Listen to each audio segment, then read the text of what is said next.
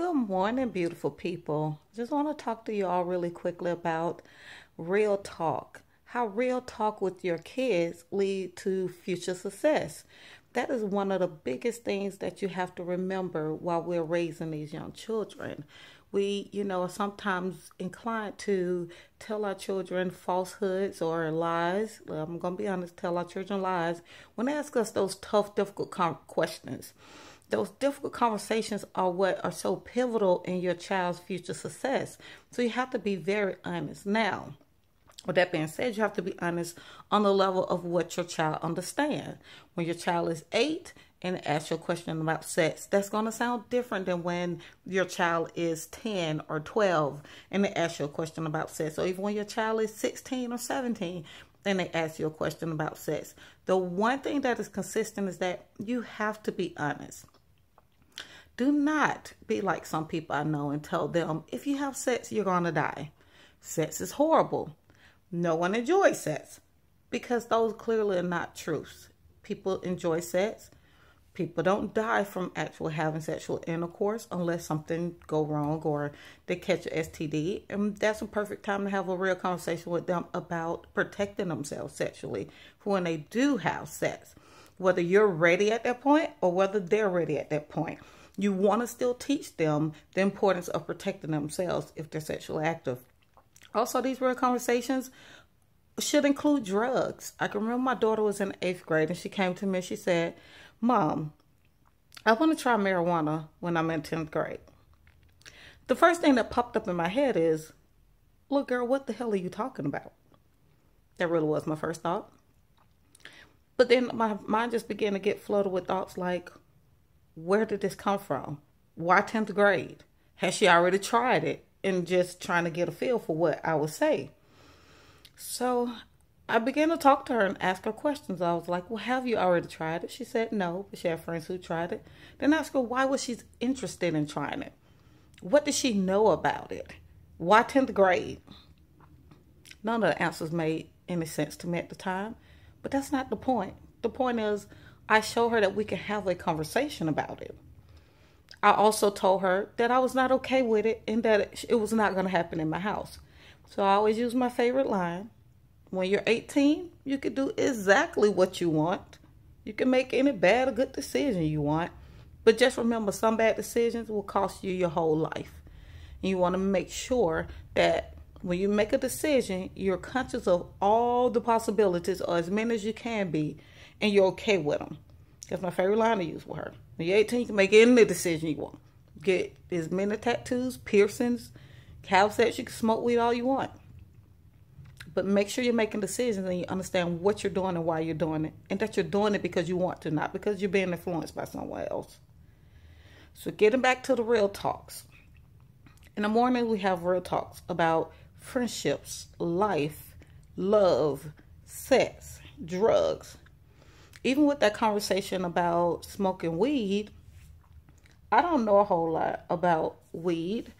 I have never smoked weed. I don't know anyone who's ever died from smoking weed, so I couldn't say, "Oh, you'll die if you smoke weed." Or you'll become a crackhead if you smoke weed. Or you'll walk around and won't take care of your family and won't have a job if you smoke weed, which sometimes can be true because a lot of jobs, especially professional jobs, test you for drugs. And so you would fail your drug test. But I wanted to be honest with her. I wanted to look it up. And one thing I did find that was not a good thing is that sometimes people lace their weed, they call it lacing, put stuff in their drugs, in their weed, that is more dangerous to your body and your brain. That does get you to be more, become addicted to that drug. Or that gets you to do things that get your brains to act in ways that it doesn't naturally act.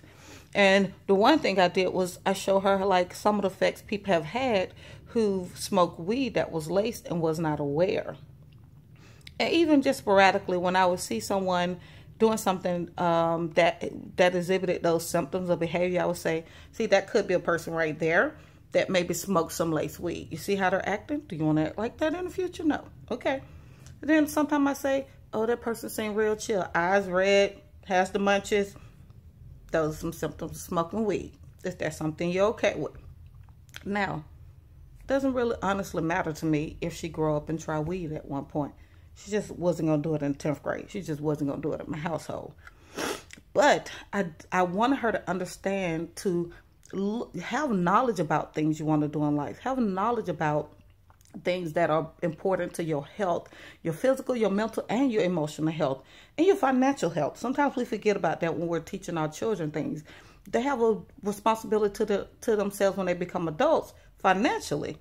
And there are some decisions that they will make that will cost them financially. There's some decisions that they will make that will cost them physical harm or emotional or spiritual or mental harm. And I like to tell my daughters those things. But I also like to tell her the good side of things. Like sex, it's very enjoyable when you're having sex with somebody you love, you care about, when they care enough about you to make it good. And I told her sometimes when we had the sex conversation, I said, what if you lose your virginity to a guy and he goes to school the next day and tell everybody? I'm not transferring you. Are you going to be okay with that? What if he secretly videotape you and put it out there and on the World Wide Web? Yes, I would take him to court, but I'm not transferring you. Are you going to be okay with that? We have to have real talk with our children.